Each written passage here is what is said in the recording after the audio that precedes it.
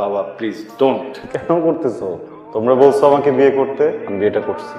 এই বাসায় আমার দায়িত্ব কে নিবে, আমি কার দায়িত্ব নেবো, this is my call, not yours. এইসব কি বলছিস তুই? তোর মাথা ঠিক আছে? পাগল মনে হয় আমাকে? কখন বলবো বলো? পণ্ডিত ডাকি? হ্যাঁ, মুহূর্ত নেই নিব, তারপর তোমাদের সাথে কথা বলবো আমি? আরে বাবা, তোমরা তো আমাকে বিয়ে করাইছো তোমাদের আশা পূরণের জন্য। হ্যাঁ, আমার ইচ্ছা আমাকে বিয়ে করাইছো। আমি আমার ভালোবাসার কথা তোমাদেরকে বলছিলাম না? প্রবলেমটা কি ছিল সেখানে? সেখানে তোমাকে বিয়ে করতে দাও নাই, বিয়ে করেছো গ্রামে। আমাকে গ্রামে বিয়ে করেছো যেন তোমরা তোমাদের মন মতো একটা বৌমা পাও। আমাকে গ্রামে বিয়ে করেছো যেন এই বাড়ি দেখাশোনা করার জন্য একটা কেয়ারটেকার পাও, যেন একটা কাজের লোক পাও। পাইছো তো কাজের লোক, কাজের লোক নিয়ে থাকো, সে তোমাদেরকে নিয়ে থাকুক, আমার এখানে ইনভলভ করতেছে সবকিছুতে। বাবা, আমার মনে হয় না আপনার ছেলে আমার সাথে সংসার করতে চায়। উনি সংসার না করলে না করুক, আমার সাথে যদি কথাও না বলতে চায় না বলুন, সমস্যা নেই।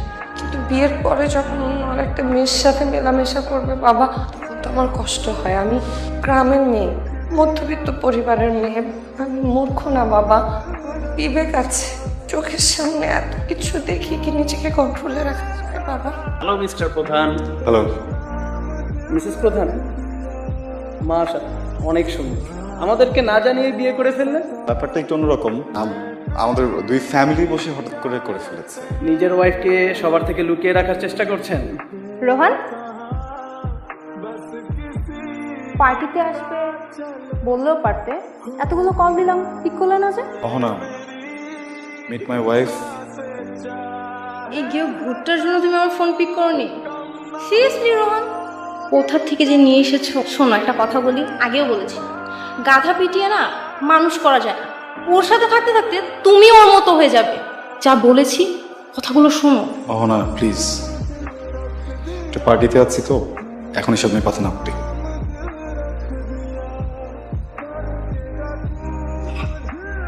শিট ম্যান শিট, আমার ফুল ড্রেসটাকে নষ্ট করে দিল মেয়েটা।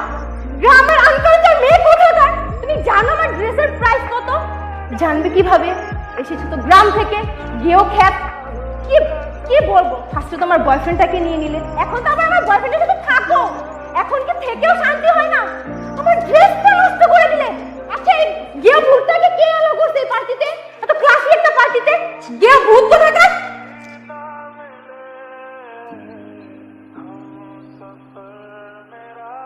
তুমি গেও ভূতটার জন্য আমার হাতে যে আমার ওয়াইফ, আমার ওয়াইফকে নিয়ে একটা বাজে কথা বলার আগে 10 বার চিন্তা করবা।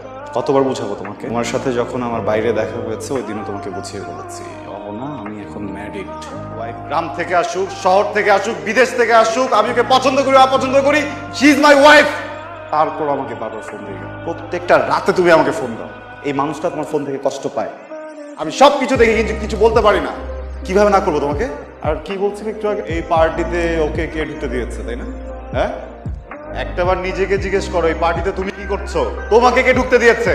প্রধান গ্রুপ অফ ইন্ডাস্ট্রিজের 80% শেয়ারের বৌমা আমার ওয়াইফ।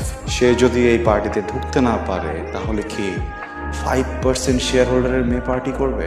নিজের যোগ্যতার মানুষের সাথে কথা বল।